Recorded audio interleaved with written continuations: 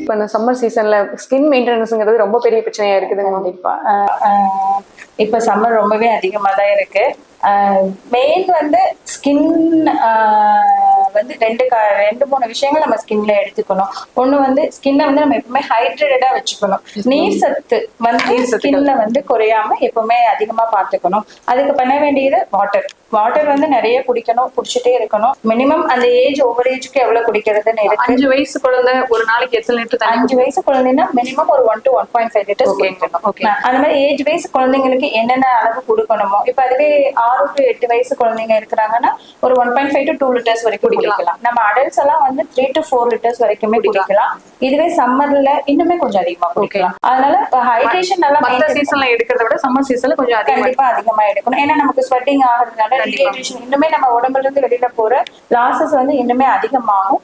அதனால வந்து அதுக்கேற்ற அளவு நம்ம வாட்டர் ட்ரிங்க்ஸ் வந்து குழந்தைங்களுக்கு நிறைய ஜூஸ், இளநீ இந்த மாதிரி அதுக்கு நான் அதுக்காக பாட்டில வாங்கி மேங்கோ, பெப்சி அந்த மாதிரி ஜூஸஸ் அவாய்ட் பண்ணிட்டு கண்டிப்பா ஹோம்மேட் அதுமே வந்து எல்லா இன்ஃபெக்ஷன்ஸையும் ப்ரிவென்ட் பண்ணிக்கலாம். தேவையில்லாத ப்ராப்ளமே நம்ம வந்து அவாய்ட் பண்ணிக்கலாம். இப்போ அந்த ஸ்கின் இப்போ ஒரு ரொம்ப குழந்தைங்க ஒரு 5 வயசு குழந்தை 10 வயசு குழந்தைங்களா இருக்கும் போதே நம்ம அந்த ஸ்கின்னுக்கு தேவையான கிரீம் எல்லாம் நிறைய யூஸ் பண்றாங்களா, பவுடர்ஸ் போடுறாங்க, அதெல்லாம் நம்ம யூஸ் பண்ணலாமாங்க மேம்? இல்ல ஒரு சர்டன் ஏஜுக்கு மேலதான் அது யூஸ் பண்ணணும்னு ஏதாவது?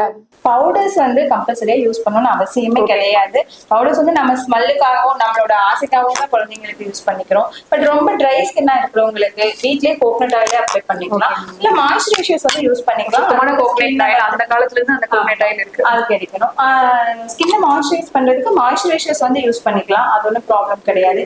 இன்னொன்னு ஸ்கின்னை பத்தி நீங்க கேட்டோன்னா வேணா சொல்ல வேண்டியது ஸ்கின் இன்ஃபெக்ஷன்ஸ், இம்படிகோன்னு சொல்லுவாங்க. இதெல்லாமே வந்து பாக்டீரியல் இன்ஃபெக்ஷன்ஸ், ஸ்கேபிஸ்ன்னு சொல்லுவாங்க. கை கால்லாம் இதாகி சொல்லி இது எல்லாமே வந்து ஸ்கின் இன்ஃபெக்ஷன். இந்த டைம்ல இச்சிங் வருது. கண்டிப்பா ஆமா.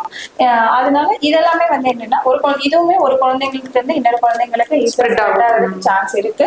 அதுக்கு சேம் அப்புறம் நம்ம சொன்னது ஹேண்ட் வாஷிங் இந்த மாதிரி ப்ராப்பர் டிஸ்டன்சிங் மெயின்டைன் பண்ணிட்டோம். ஸ்கூல்ல எல்லா இடத்துலயுமே வந்து ஒருத்தருமே இன்னொருத்தருக்கு பரவுறதை நம்ம தடுக்கலாம். இப்போ ஒரு குழந்தைக்கு அந்த கிளாஸ் ரூம்ல இருந்துச்சுன்னா மற்ற குழந்தைங்களுக்கு ஸ்ப்ரெட் ஆகாம இருக்கிறதுக்கு இதெல்லாம் நம்ம ஃபாலோ பண்ணிக்கலாம். கண்டிப்பா. ஓகே, நன்றி.